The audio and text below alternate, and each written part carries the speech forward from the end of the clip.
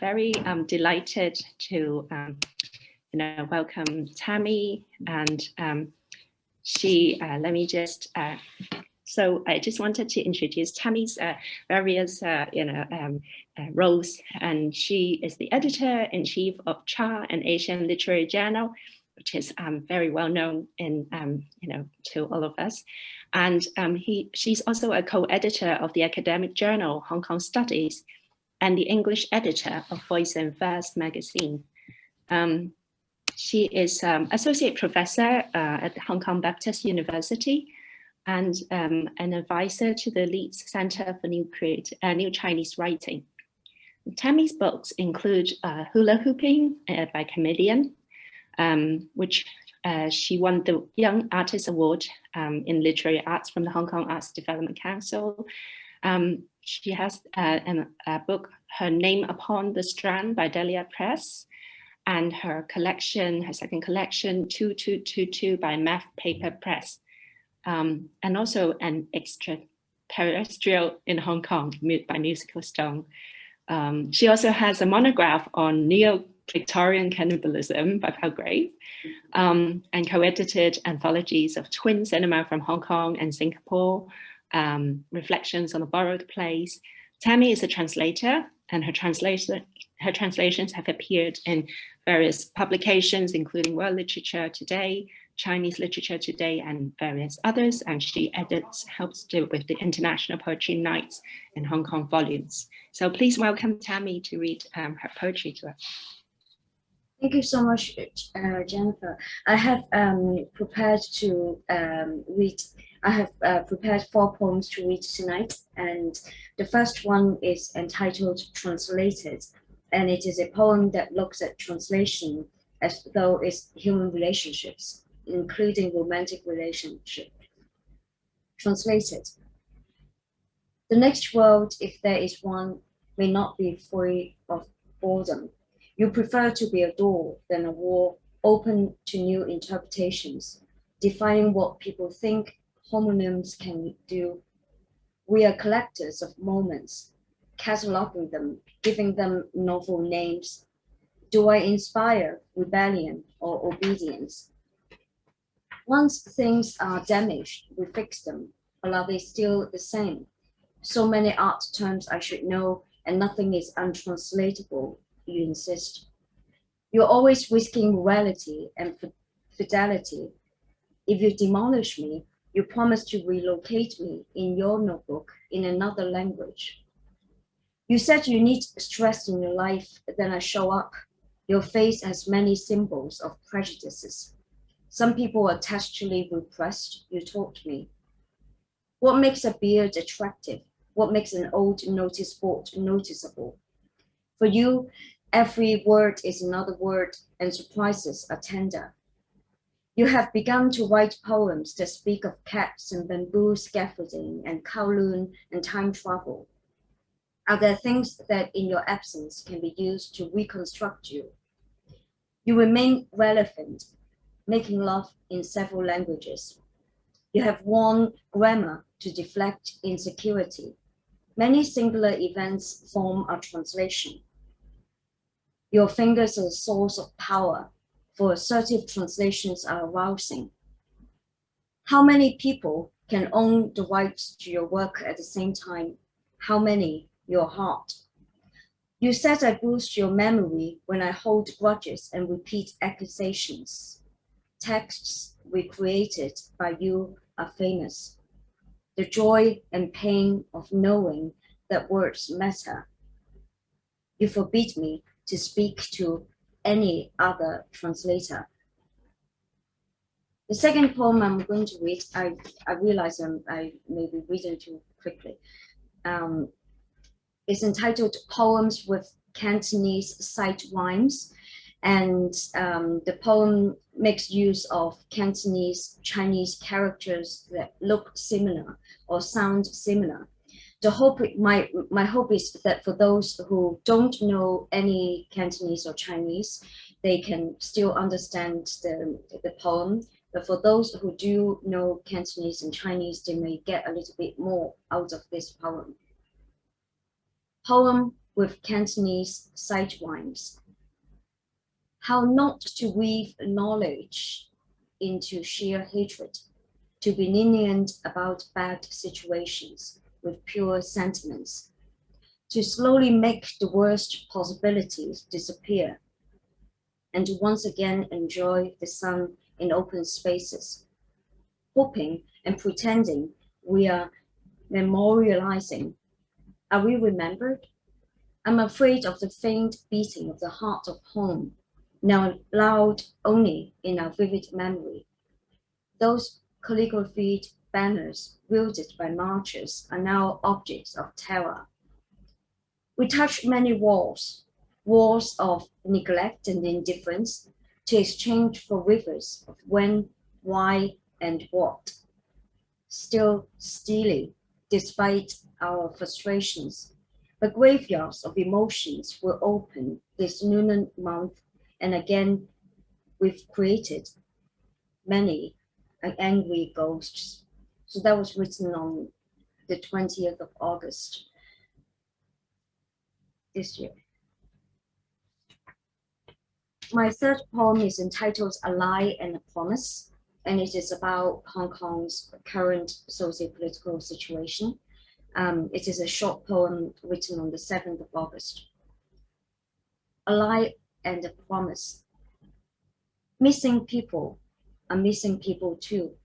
The list, whatever list, cannot be updated fast enough to meet everyone's imagination.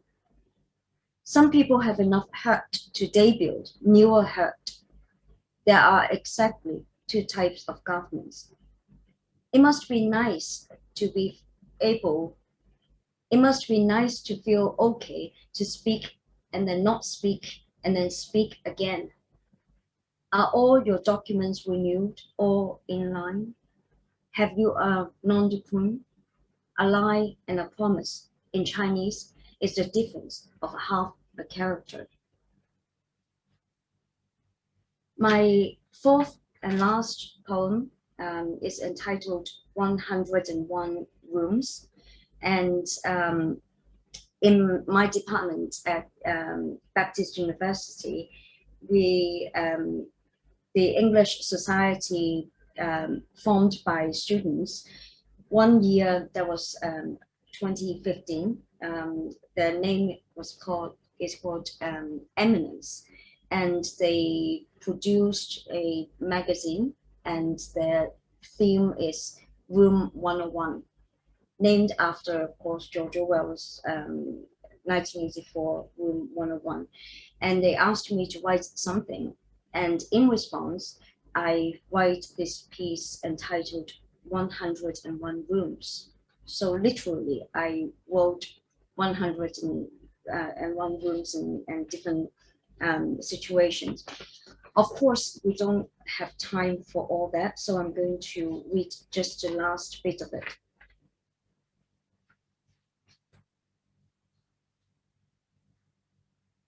Is there a text in this room? Is there an author in this room? Is there a reader in this room?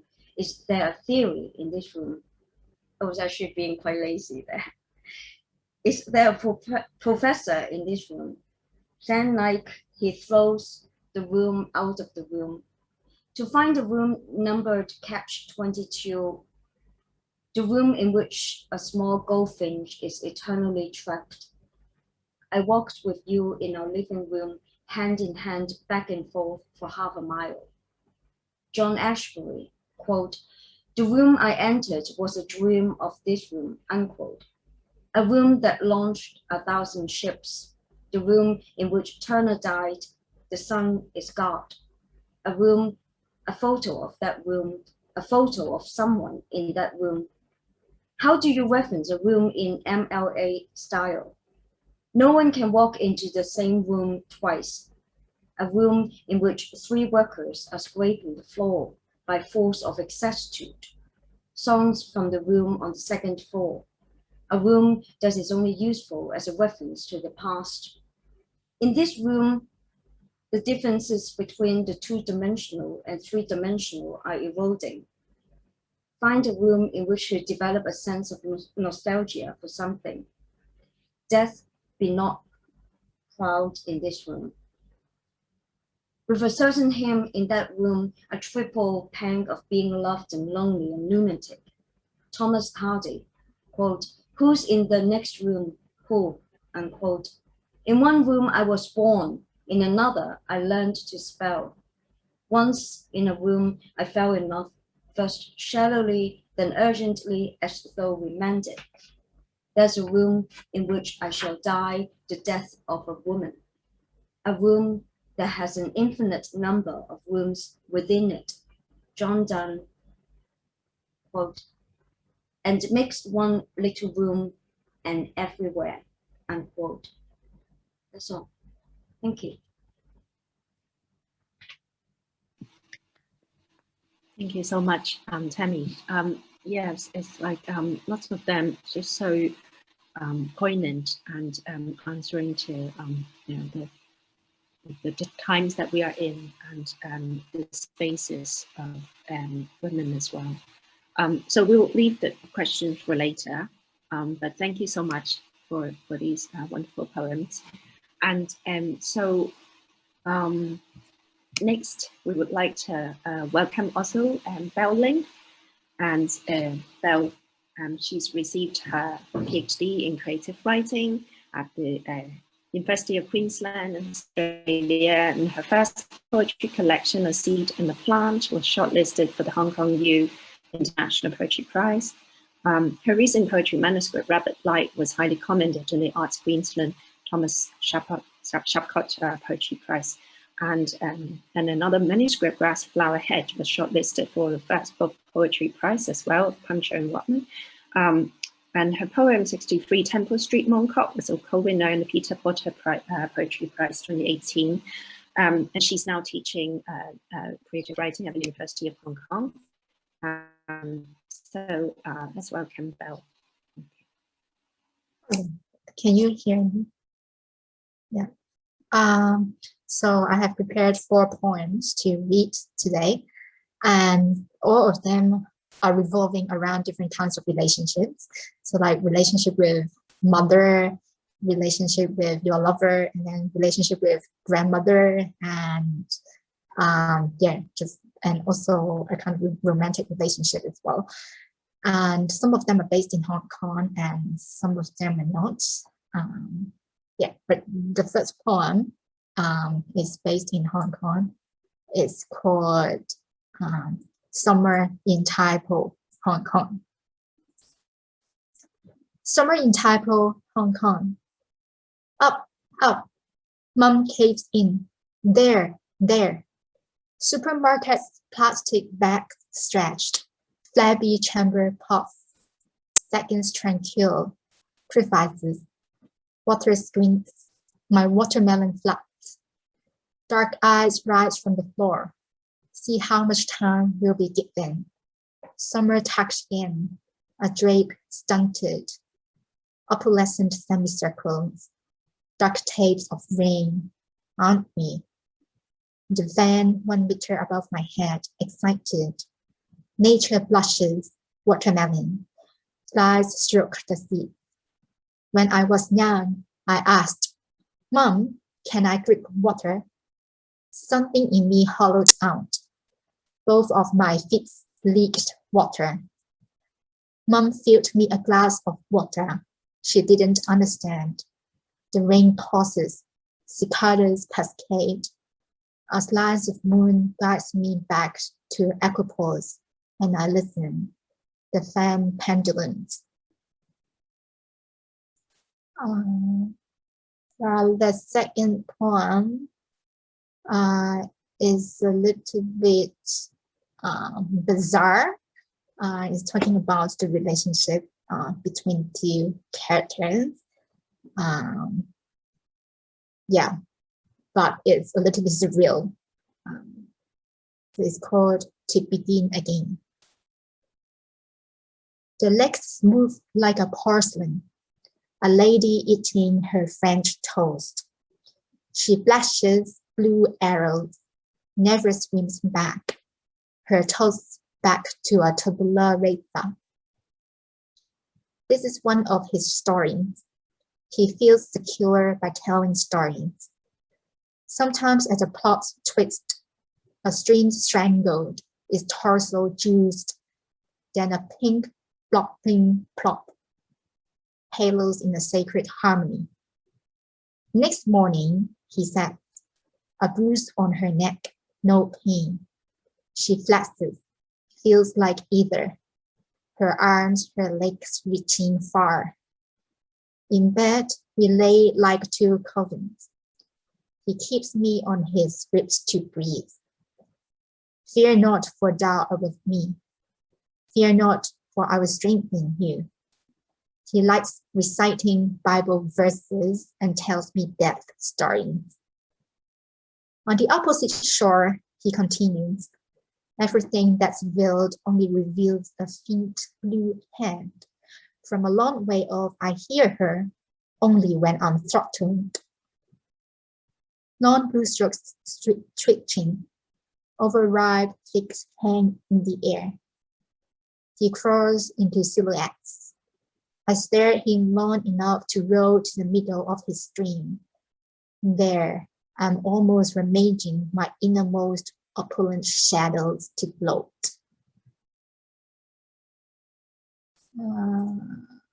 Okay, and then third poem, when we're talking about a grandma making dumplings.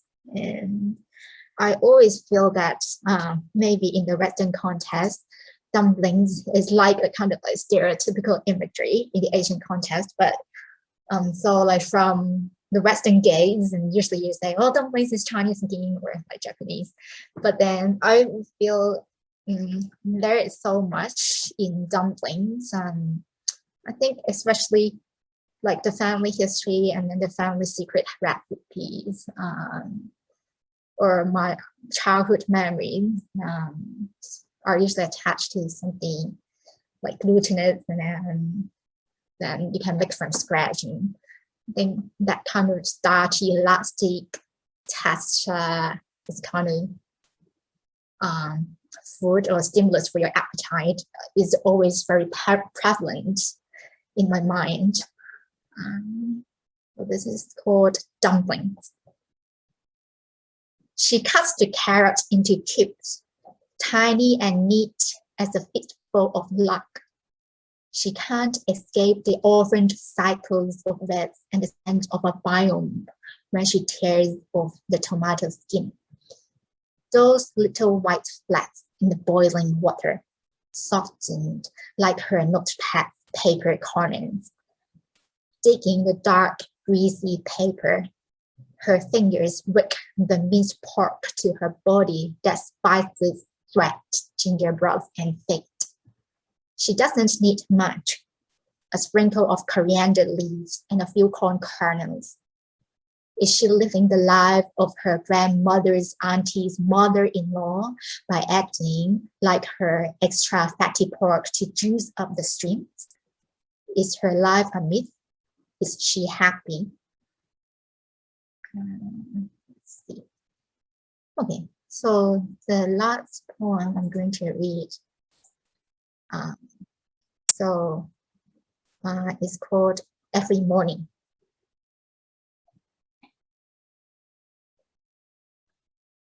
Every morning, a giant spur juggling trajectories of you. I believe you and your dust. I believe every morning because you hug me like you have nobody to love. You see distance as a knot, a matrix of smoke and gas, a sign of openness and pity. Every morning, you are shifting the sun. You brush my legs like multiplying the cosmos. Your barren hands, your breaths, stretching us open. I'm afraid of having somebody to love. I believe in you and in your God. The days you and God give me sperm in water like stars darkening, and you say, my love. Every morning, I remember tasting your coffee like licking the sun and you beyond the line, before our body wakes us to that lightness of skin, such silence, checking every morning for miracles and pauses and forgiveness.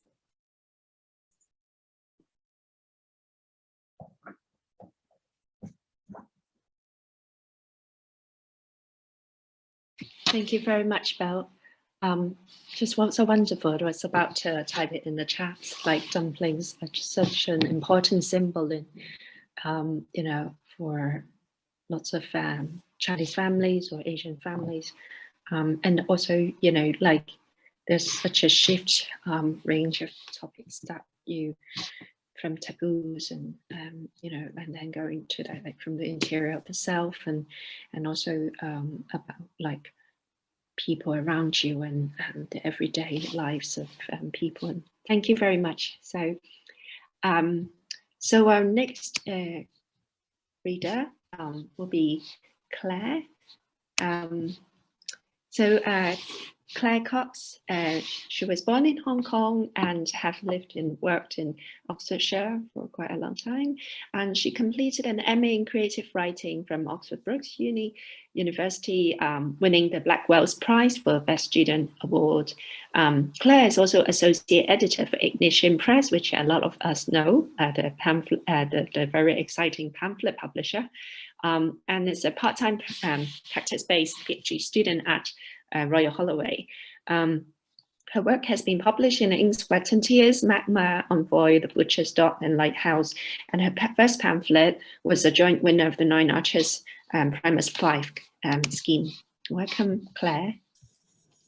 That's brilliant. Thank you ever so much, Jenny. And what a privilege it is to be here with you on the last day of this amazing festival. So I've seen bits and pieces and it's been such a rich and diverse and wonderful experience. Thank you. Very honoured to be part of it. As Jenny said, my ticket in is basically that I was born in Hong Kong. Not only was I born in Hong Kong, but I still have my mother's desk diary from 1960. They were a British family, came over. I left when I was 10, so stayed there for 10 years. If you were particularly interested in finding out when Chinese New Year's Day was in 1960, it was Thursday, the 28th of January. Yes, and Empire Day, of course, we're talking the colonial era there, was Tuesday, the 24th of May. So that's the kind of context I came into. I also was quite fascinated when I went through my mother's diary to find out that she'd got me completely wrong. That's my birthday, 6th of September. She'd put me in the day before and had to rearrange me. So I wrote a poem about that, really. You know, that's what we writers do, isn't it? Take these things. So yeah, this is the first poem and it's called Recreation. When I was born, I was not there, nor my shrieking mother, nor our slippery tropical burst, red beneath hospital sheets. The singing galaxies were misinformed. I've flicked through her diary, monsoon signals, 10th week, 21st week, John and Peggy for cocktails, to the day she scratched out her mistake. In 4 inky staves, she unbirthed me, unmade the moon, silver chimes muted under the banyan tree.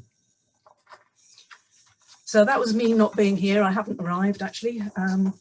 But yeah, no, as I say, it was only, I lived there for 10 years and obviously my recollections of those of a child, but I still have a big sense of China being over the border. There was a huge, I mean, it was the height of the Cultural Revolution, not that I knew it then, I just knew that there was lots of sense of a very big and threatening presence not very far away at all. I also remember that even as a child I noticed how the difference between rich and poor, like how rich the rich were and how poor the poor were and how close that proximity was. So that's left me with an abiding sense of kind of justice or unfairness or fairness or whatever it is. The vagaries of birth, I wasn't sort of necessarily, you know, I wasn't necessarily invited to be born there, and I wasn't actually in on being taken away from there as well when I was 10. So that sense of, I think a sense of loss, I associate Hong Kong with a kind of, you know, childhood and a sense of loss as well, I think. And never really feeling at home anywhere, to be frank, I think. Slight feeling of dislocation. But it's part of big part of my family memory and my family kind of background. So what I'd quite like, if you would let me, is to read several poems that are connected with the death of my brother, who was 9 years older than me. So we shared some time in Hong Kong, and these kind of poems made me realize what those connections are, really, that kind of those early formative times. So these are some poems that I wrote about his passing, really. So the first one is called Keepsakes. Photos of Dad are what you want. Photos of him smiling. Lamplit at your kitchen table, we scour the box of old snapshots, wicker chairs creaking. You keep 3 of him in his black and white prime. 1 at a beach barbecue, grinning, bare-chested, with a guy in sunglasses neither of us recognise.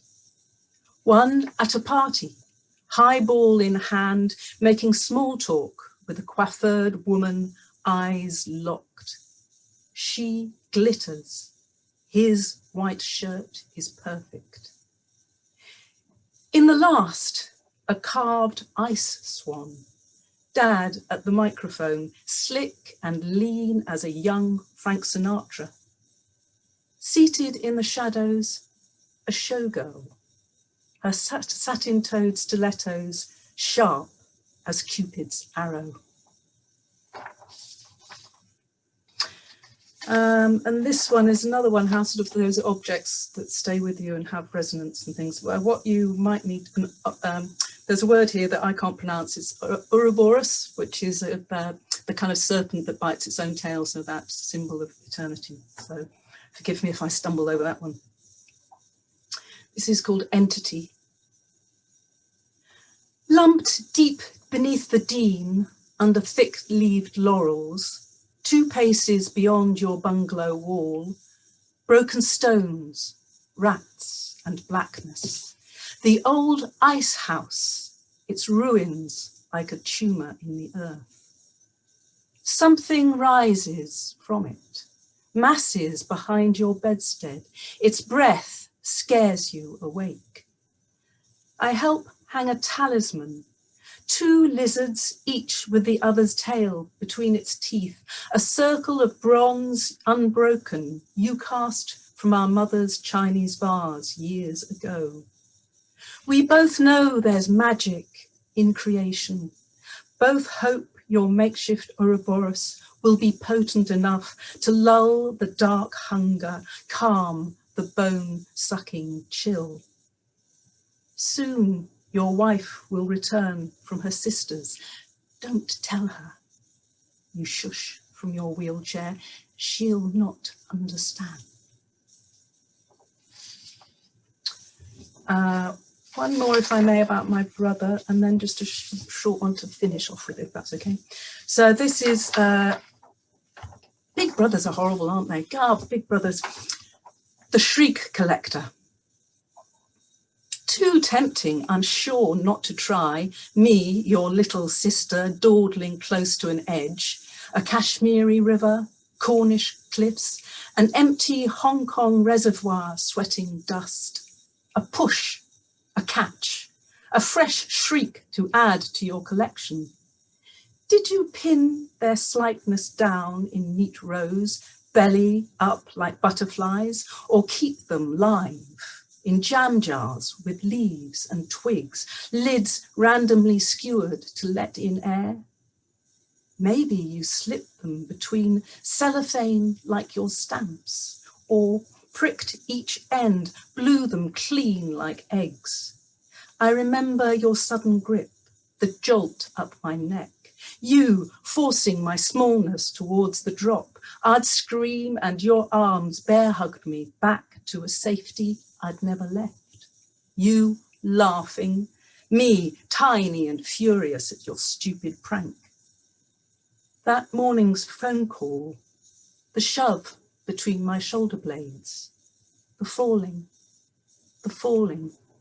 and no one to fetch me back.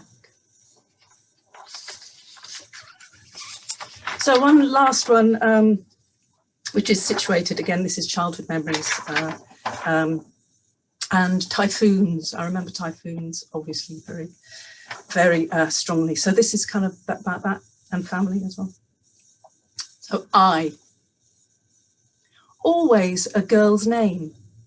You knew she was near by the clamp of your dress on the wet skin between your shoulder blades, and the thunder ants that thud against the standard lamp's hot silk shade and mill across the parquet floor. They drop their wings in brittle scatterings. You'd pick one up, place its wonderment in your palm, and run to show your parents. The air would stir.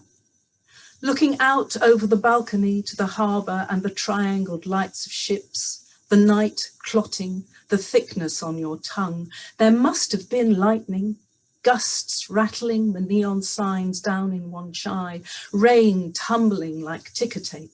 But what you remember is the lull, and your father calling you onto the balcony, circling you in his arms to watch a porthole of stars pass overhead, its vast disk held like a shared breath. Brilliant. Thanks so much for letting me share those. Cheers. Thank you so much, Claire. It's just really wonderful to hear some of these poems. There are new ones, and as well as like some from primers and before. I just feel that like there's always like this very kind of poignant and subtle and silence sometimes in between the lines that are really just thank you so much for those poems. So our next reader will be Cynthia, and so as I guess like we have all probably read her latest collection, which is on the bedside table for quite a while, and really enjoyed her work. And so Cynthia is she's a Malaysian American poet, poetry festival producer, and also an innovation consultant. And she co-founded Firth Poetry Festival. Her poems have appeared in many places, and including Harana Poetry, Rialto Poetry Birmingham Literature Journal. There's British and Irish poets and primers as well, primers too. Cynthia was longlisted for the Women Poets Prize too, like in connection to our theme, something to think about. And in 2021, she was awarded Eric Gregory Award and by Society of Authors. Her latest collection, Honorifics, was published by Nine Arches Press in June this year, shortlisted for the Ford Prize for Best First Collection as well. Welcome, and excited to hear Cynthia. Jenny, and thanks so much for having us. This has been an incredible festival, and just really delighted to be reading in such lovely company. I'm going to be reading a couple of poems from Honorifics and then one new poem. And I really love what Claire was saying about that sense of identity and dislocation and belonging being very fertile ground for poetry, but also really difficult territory to work through. So a lot of those themes appear in my poems. The first one I'm going to read is the first poem in the collection. This is Sayang Sayang, and this is a Malay word which has a multiplicity of meanings, which I dive into in the poem. Sayang Sayang. Noun, love.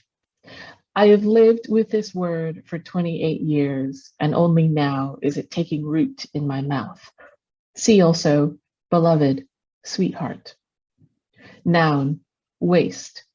It's the thought of throwing food away, the last bite of beef noodles gone rubbery and cold. Go on, don't make me save it. See also, regretful loss. Noun, pity. All this fruit left on the branch, steeping in its own rot. Who knows how long we have before a plastic bag of windfall rambutans turns into sweet slop. See also, we'll eat it anyway. Yes, darling, my dearest, love is always dear. Love is never a waste. Love is eating scraps for fear of waste. Love is chiding you to finish your plate. Love, eat up, love. What a pity. Such a shame to waste love. A real pity. Love, how much we've wasted. The next poem was written in response to a prompt, which was, what if you could dream in other languages? And as someone who has a very odd and slightly difficult relationship with Chinese and with language and with identity, this was a prompt that really spoke to me. So my mother's family all speaks Hokkien, but I never lived in Malaysia. I was only born there. And I spent some time in Beijing, which means I understand Mandarin. And so I have this really odd relationship to these different languages and dialects. Anyways, here's Dream Vending Machine. I feed it coins and watch the spring coil back. The clunk of a vacuum-packed, foil-wrapped dream dropping into the tray. It dispenses all kinds of dreams, wet dreams, good dreams, short nightmares to stave off worse ones, recurring dreams with a tea cake marshmallow center, hard-boiled caramel dreams to tuck in your cheek, a bag of orange dreams with Spanish subtitles. One neon sachet promises conversational Cantonese while you sleep. Another is a dream of the inside of a river, slips down like sardines in oil, pulls my body long and sleek to chatter about currents to any otter that would listen. My favorite dream is always out of stock, effortless Parisian verlan. In that one, I'm nibbling tiny cakes. I'm making small talk about eye creams in a French pharmacy. I'm pressing my hand to the door buzzer of a top floor flat in which there is a fantastic party that's expecting me. Zero sugar dreams never last long. There's one pale pink dream I avoid. It fizzes like Pepto-Bismol flavored pixie sticks. It's processed in a factory that also handles hope, shame, and other allergens. That dream is like accidentally stepping on a cat, sudden and awful, heart-wrenching for everyone. In that dream, my father says, I'm sorry I never call. I never know what to say. And I finally have the words to reply, don't worry, and I know. And hey, we're good. We're good now.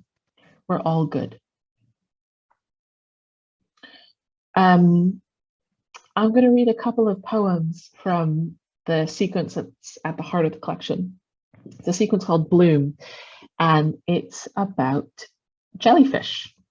Very strange. But these are all different poems from the persona poems, different poems from the point of view of different types of jellyfish, just for something different.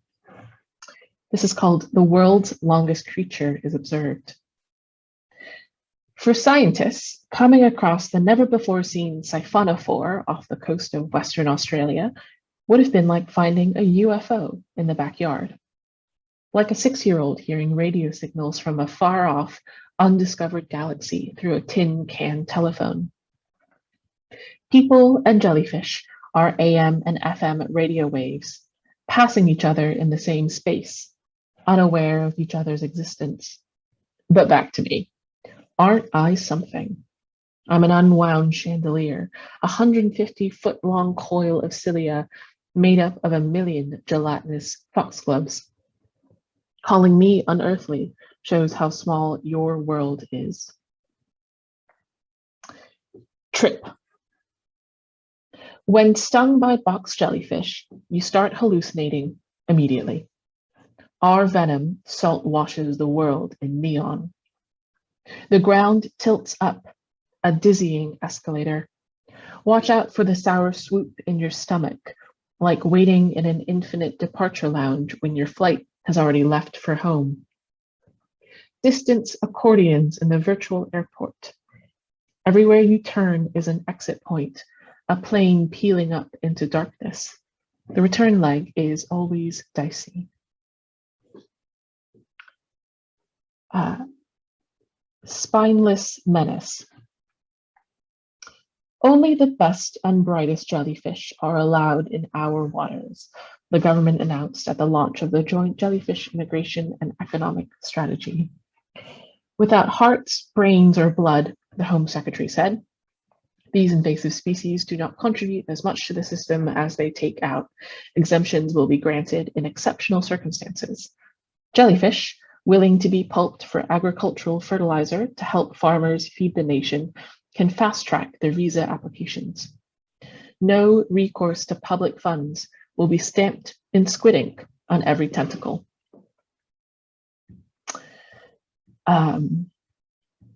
I think maybe one last jellyfish one. So a little bit of context. In 1991, NASA sent thousands of baby jellyfish into outer space on the Space Shuttle Columbia, and it was part of a study to understand how these organisms would grow in microgravity. Implications being, the way that human babies might develop in space with kind of gravity in their inner ear development. At one point, there were 60,000 moon jellyfish in orbit, and those jellyfish later developed vertigo and strange swimming patterns, which is just such an unbelievable science experiment. So this poem imagines that those moon jellies on the spaceship escape. This is Moon Jelly's Escape. We launched ourselves out of the airlock, plotted an uprising, bolts of iridescent moon jellies lunging into space like blue greyhounds, daring and unstoppable, hollering in light. We who were bred in zero gravity and artificial seawater dreamed of this moonshot escape. Bloom loosened, troop of moonlets marveling at the instinctive pull towards any lunar body we could call our own. So many of us that a blue nebula was visible on Earth at high noon. For one moment, people stopped, the whole world tipping its head back in wonder. Blue is such an inadequate word for what happened that day. Ultramarine, lapis lazuli neon, holy sassafrato blue, wet voltage blue, heavens the color of the hottest part of the flame. Houston, there are 60,000 moons in the sky right now, each one your doing. Maybe that's why the moon is moving away from the Earth a few centimeters every year, to make room for your hubris. The collective noun for us is an astonishment. Thanks so much, Jenny.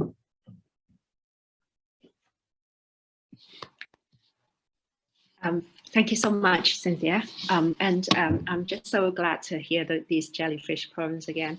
I remember bringing your collection when I was on a seaside holiday, and then I was like looking at, where do these jellyfish come from? And just so fascinating, just kind of keeping looking at the trajectory of the imagination in this book.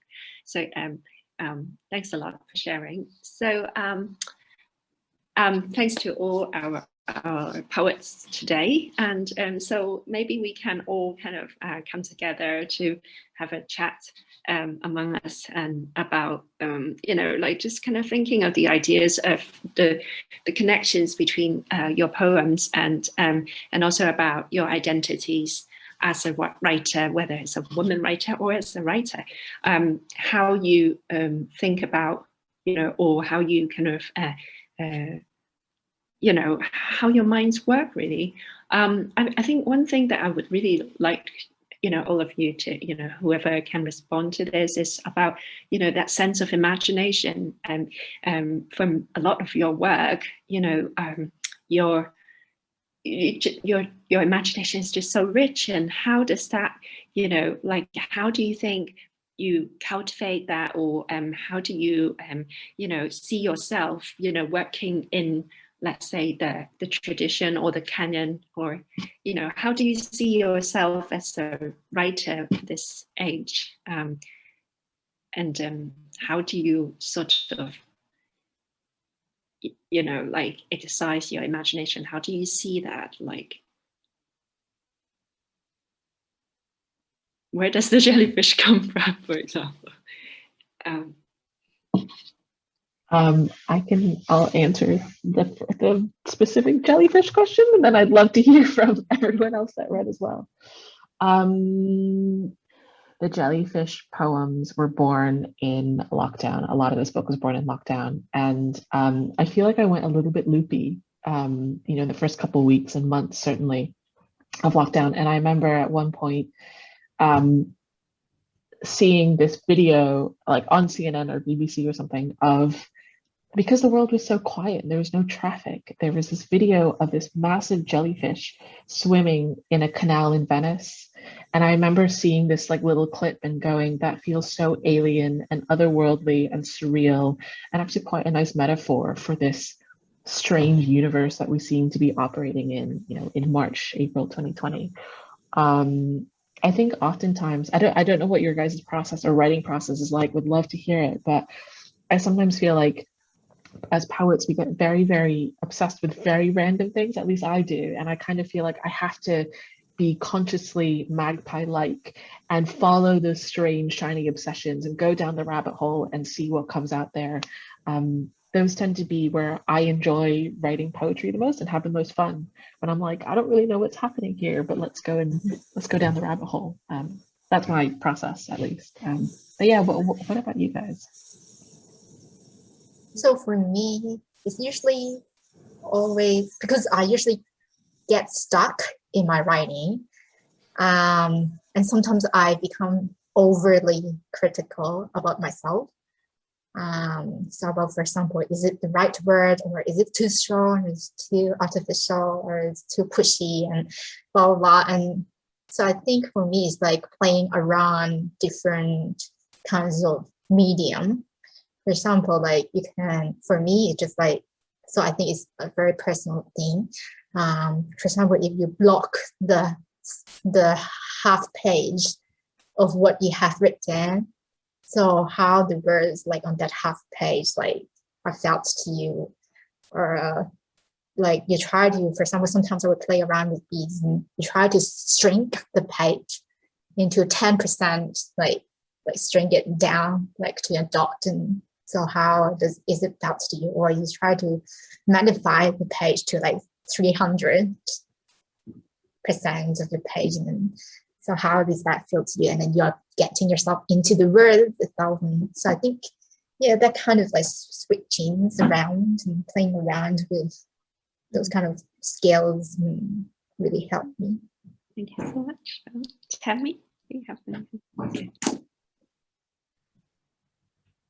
Jenny, I didn't pay enough attention to your question. Oh no, nothing. It's just like about how does your imagination work? Because I think like yeah, for example, when I read 2222 or the other ones that you've been reading, they just sometimes it's very surreal and very Yes.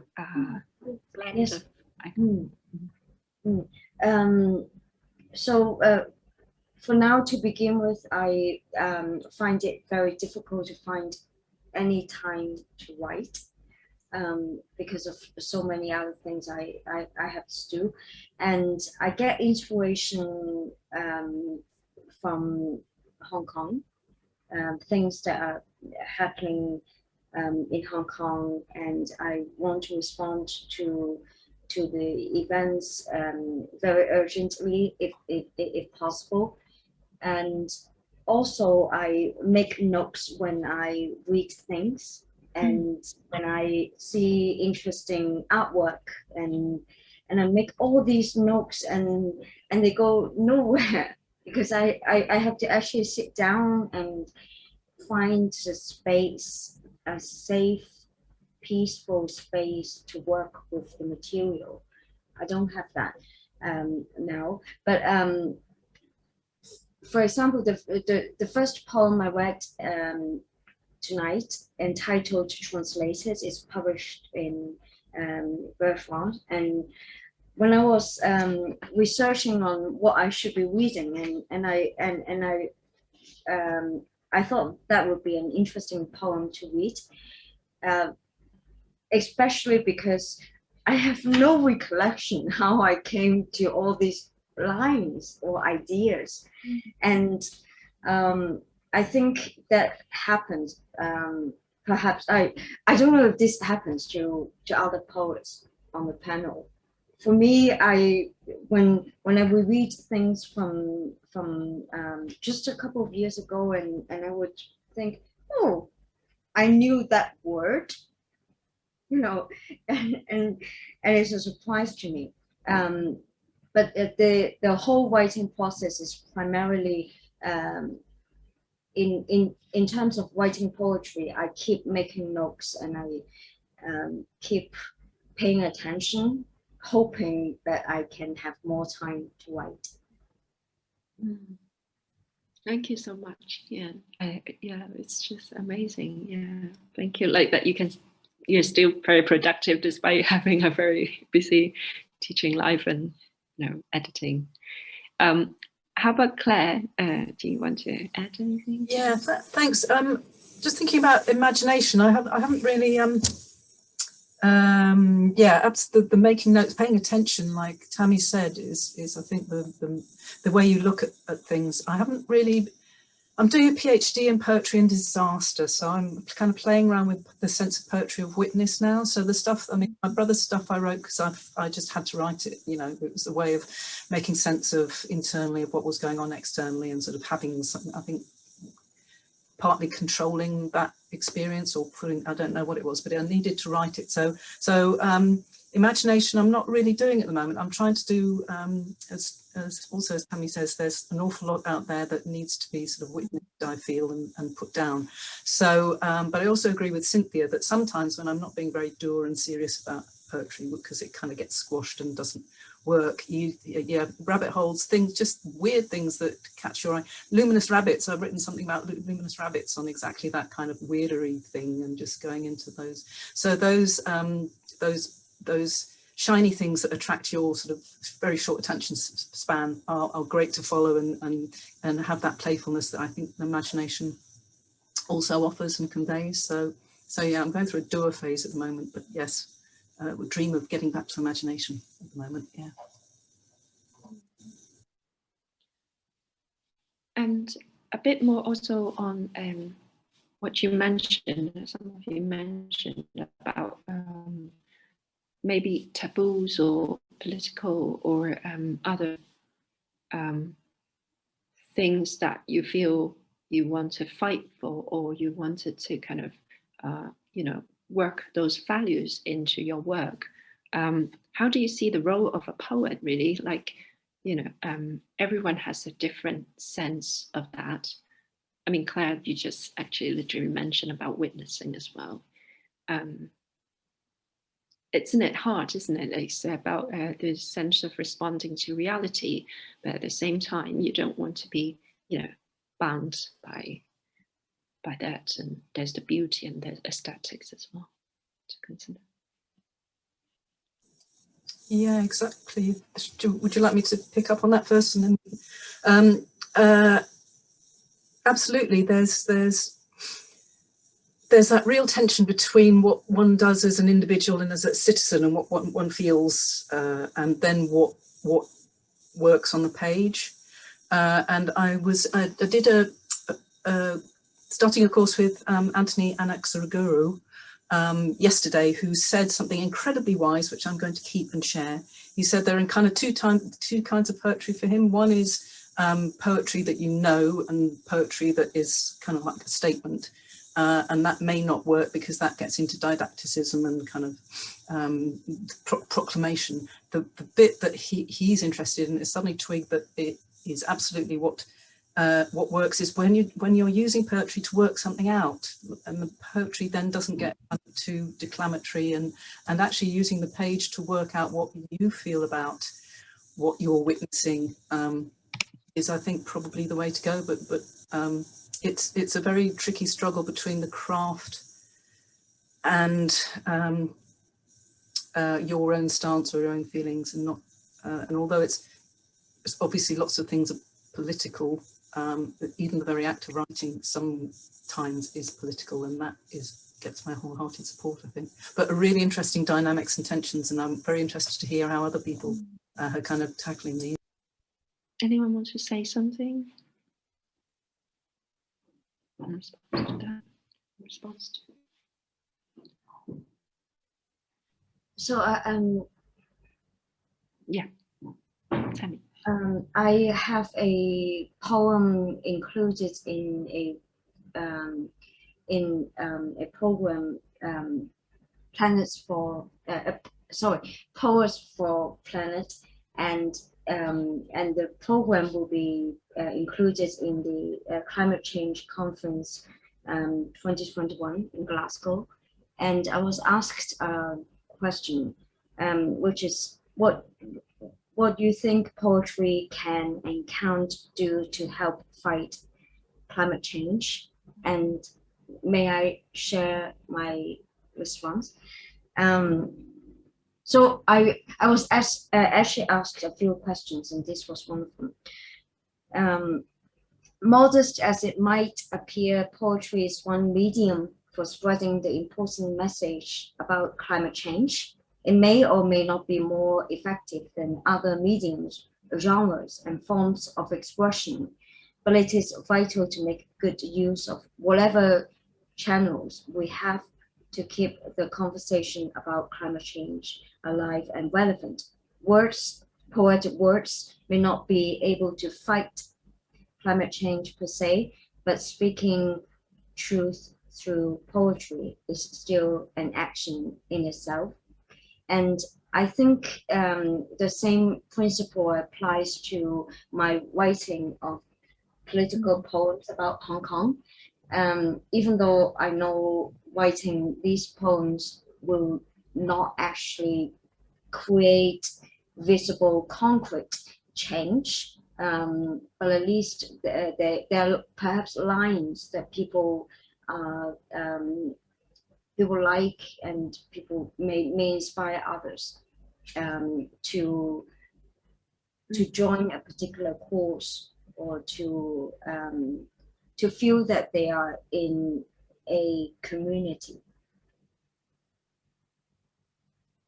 True. I just have a wild thought. I'm just thinking, usually this kind of question, like that points towards utilitarianism, and then, for example, like what can we do, or how can we fight something, and what will happen with poems. And I think these questions are usually throwing answers in vain, because these questions are usually like asked from a very pragmatic perspective, which is not usually poetry, because poetry is not propaganda. So it's not usually poetry is like turning yourself into. So it's like you're asking, so how, for example, like it's just like asking, how can a fish walk? And then, you know, that kind of question. So I can't have, I don't have any answers, but I feel that, so if you think about like human history, so why poetry is the very first genre with regard to human civilization. Even human civilization seems the progress of it depends on technology more, but it actually happened at the very beginning, since human beings were alive and still existing today. And there is certain kind of role of poetry is doing that couldn't be addressed or explained from a utilitarianist perspective.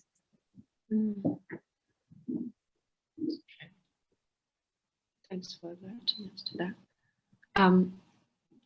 Cynthia, do you have anything to add, or should I have other things to ask you as well? Maybe we'll on to the next question, but if I've got a clever thought around politics, I'll come back to it. I mean, I will move on to the questions from audience in a moment, but I have this burning question for all of you. It's like, I've always wondered how you as a writer, as a woman writer, as a writer, how do you, like family, have you, do you regularly share your work with your family? Like, have you grown up in a family of maybe writers or teachers, and or who do you you know, like, how do they encourage you, or how do they inspire your work in some ways? Or maybe Yeah, that's a lovely question. Growing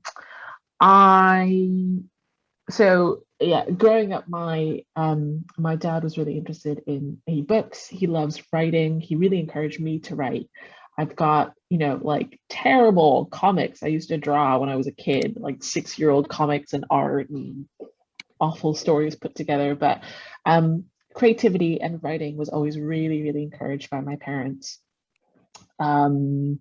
As just, a love of reading and a love of books and literature, even though they still ask me when I'm getting my MBA, and I'm like, never, that's not happening. And in terms of family kind of inspiring my poetry and being reflected in it, I think so much of this collection, at least, no idea about future collections, but this collection is very much grounded in that sense of identity, belonging, and family. And so many of the poems really try and do justice to the family stories that have been handed down, but also that sense of, there's a line in one of the poems, which is, I am now knowing all the family secrets years old. And that sense of growing up and finally realizing all of the dynamics and all of the hidden stories that every single family have starting to surface, the older that you get and the more that your relationship with, in my case, the relationship with my mom has, really changed. So family is so central to this book. And I think because it's so central to this book, I felt really reluctant to share it. I only shared a very, very late, like almost finalized manuscript with my mom, because there's an active, it's so vulnerable. It's, your own creative output. And because my family, my mom, her brothers feature so heavily in this book, there's a very, very thin line between like the poet and the speaker, at least for me, right? In my writing this collection, like it's very much about my family. So that sense of vulnerability and wanting to share with her, to see, to almost say, I've really tried to do you and your stories justice, and this is it expressed poetically. And obviously, hilariously, I got my manuscript back within 12 hours, being like, this was fine. I have these edits. You got this wrong. This is an inaccuracy. Da da da da da da da. As moms are wont to do, or at least my mom is wont to do. So yeah, a very important, vulnerable, slightly difficult relationship with family, and therefore that's translated into the page. Yeah.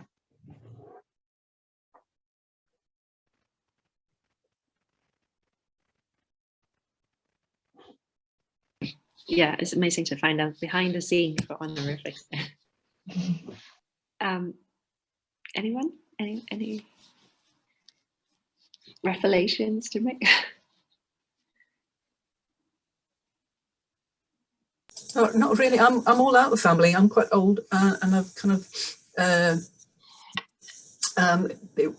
my brother encouraged me. My parents were not particularly. I think they wanted me to get a proper job, which I did. So I'm kind of coming to poetry late in life because I was sort of, I guess, fulfilling expectations and other bits and pieces. So family, not so much. This is why I really, really value other poets so much. And some very fantastic people who are actually here today. They're my poetry family, really. My husband is trained. He's now trained to kind of leave me alone when the door's shut, and only knock and ask for cups of tea until I emerge. That's a hugely useful thing as well. So yeah, no, we're heavily reliant on my poetry family rather than mine. I have ghosts though. I've got lots of ghosts that I can write about. So that's all grist to the mill. Poetry family, yeah, is very important for a lot of us, I think. Yeah. And Belle, Tammy, do you have anything to add, or do you want to mention about how family, is there a tension between your family and writing life, or maybe do they kind of encourage you or give you courage in a way? Thank you, Jenny. I write in English. I call my writing language English to be my first writing language. as opposed to my first spoken language, which is Cantonese or Hakka, and and my parents, my sisters, and the rest of my extended family, they don't read English, so I can write about whatever I want in English, and they would not really know, but that has been the case for many years now. So I can write about them, and I can write about our family history in English, and they would not know. But at the same time, I also am very aware of how to represent my family and also the background. But there is this tension between Cantonese Chinese on the one hand and the English representation on the other hand. And I tried to actually one time I tried to explain my poem to them, because I received an award from the government, and some of the poems, for example, I explained to my family, and they thought so I had to translate them from English to Chinese, and they were primarily poems about our childhood, my childhood. So that's good. Selective translation. That's good. No, thank you. Belle, do you have anything to add? I think so my parents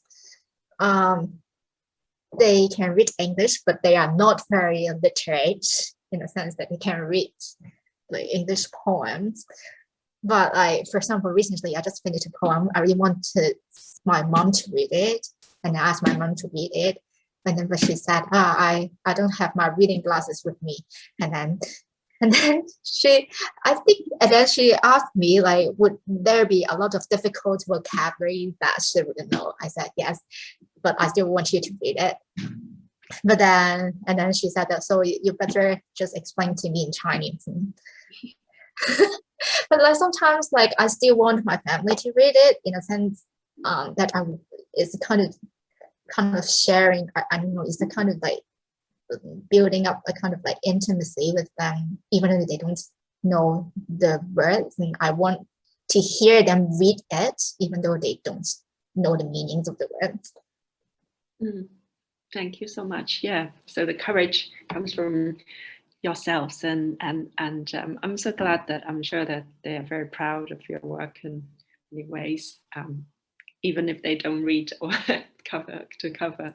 I see that Jinhao has a question. Would you like to unmute yourself and tell us what? Yes, thank you all for sharing your poems, and I find it very inspiring. So my question is that I see time plays an interesting role in each of your work. For example, Tammy's poems give us a sense of like the present and the urgency, whereas Claire and Belle's have like a sense of recollections. And then with Cynthia, you just have that kind of give us kind of imaginary timeline where jellyfish just have their own sort of times. So I was wondering, how do you think time plays into your writing in terms of when you're creating the poems? Anyone? Just jump in. Feel free to jump in. I'll jump in. That's a great question. Thank you for that question. I became very obsessed with learning about the physics of space-time. Again, during lockdown, I went nuts. And I was reading a lot of poetry by Noor Al-Sadir, whose fourth person singular is incredible. Definitely don't understand all of it, but it's incredible. And I was reading books by Carlo Rovelli, which is this Italian physicist, where he talks and writes so beautifully about how we perceive time. And it was in writing in reading one of his books that I felt like something really clicked for me. The fact that we were in lockdown, I was half a world away from family who were also in lockdown. And that sense of dislocation all of a sudden became a lot more acute and a lot more pressing and a lot more personal. That feeling of wanting to be with people, but knowing that they were light years away, and calling at odd time, different time zones. It just, everything felt so much more compressed, but also elongated, the way that time flows very, very differently.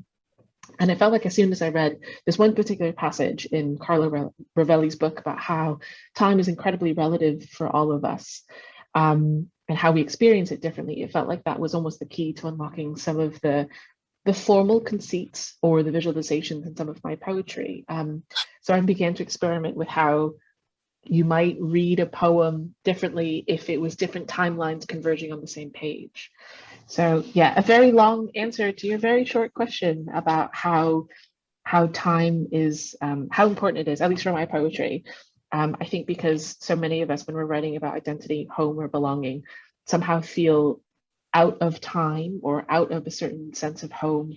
You can never really go back to your childhood home, whether it's a street away or whether it's in a different country, because you are a different person. It's a very different time period. And how do you navigate that sense of unease? I think is very much central to the things that I'm exploring and will continue to explore.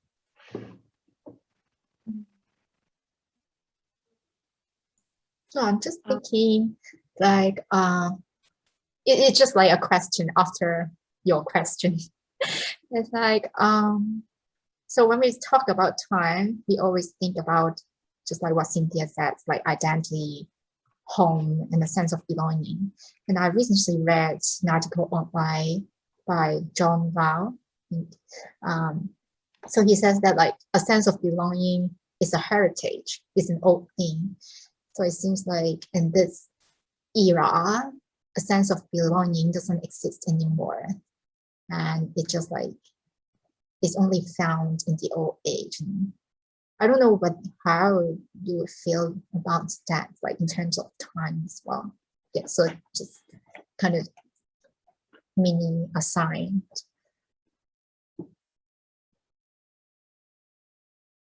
Because when you're writing, it's like structures, for example, like Claire writing the families and the keepsakes.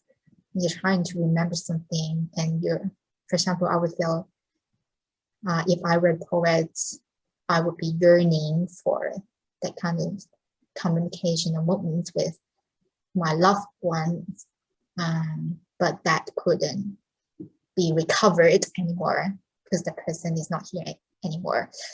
So in that sense, when we travel through this time and space and we experience different loss and something that would be passed away, and how can we still situate ourselves, and how can we still have a sense of belonging?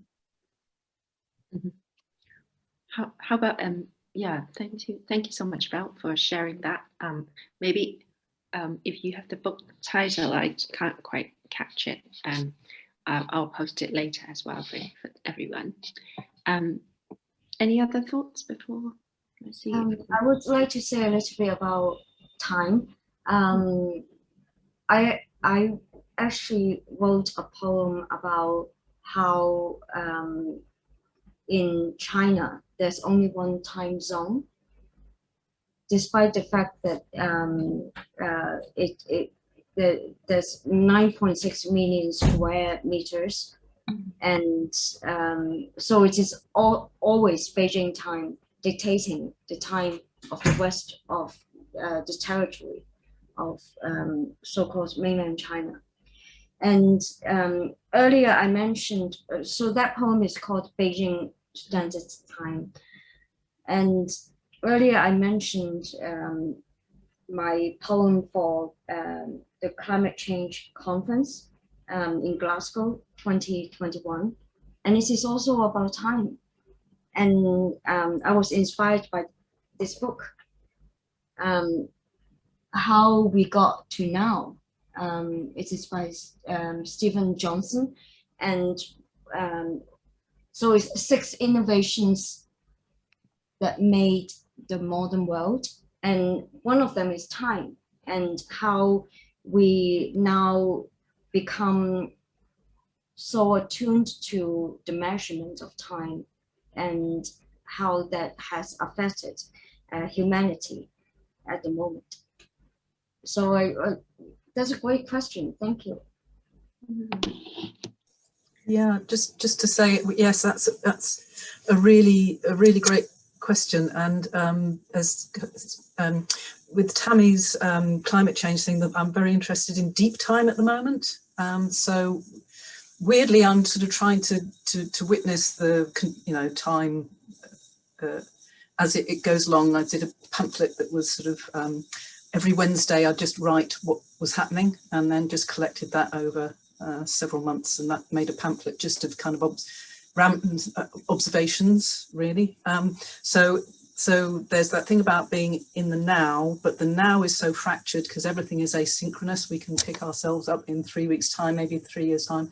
And also the kind of climate, the whole climate change and eco concerns are that our now is having reverberations across not just millennia, but hundreds and thousands of years. And we are so ill-equipped to get our little reptilian brains around the implications of the immediacy of our actions that go out over those huge timescales that we can't think of. So that's the big thinking. But the other thing that just to bring it back down to poetry is that one of the, I think I went to Sean O'Brien thingy on time, workshop on time. I did a lot of workshops on time, and actually one of the things that I learned there is if you're looking at your poem and there's something that's just not right, think about the timeline in it, because a lot of times we've either mashed up time or we don't need the end bit, which is and then 3 weeks later we did. So time actually within the unit of the poem is a really interesting thing to be aware of and work with as well. So thank you for that fantastic question. Thank you for all these inspiring ideas, actually. Yeah, it just kind of goes to show what diverse range of minds we have as women writers, and how, I just feel it's really exciting to know that, the poets that we used to study at school, and then knowing all of you poets now here, it's just so exciting to know that sort of new, finding a new language and finding new time or imagination. Yeah, thank you so much. And I know that maybe it's passing the lunch time, so I'm quite aware that some of you might have other commitments as well. But it was just such a wonderful reading, and really as a poet, I also feel hugely inspired by all your work. And thank you for everyone who came along as well, and for all your input and ideas and comments. You can see from the chat loads of positive feedbacks from us. So thank you, and hope that you if you haven't got their books yet, do check them out, and we'll be in touch. And it's really lovely to have this platform or this occasion to share the space and time with you.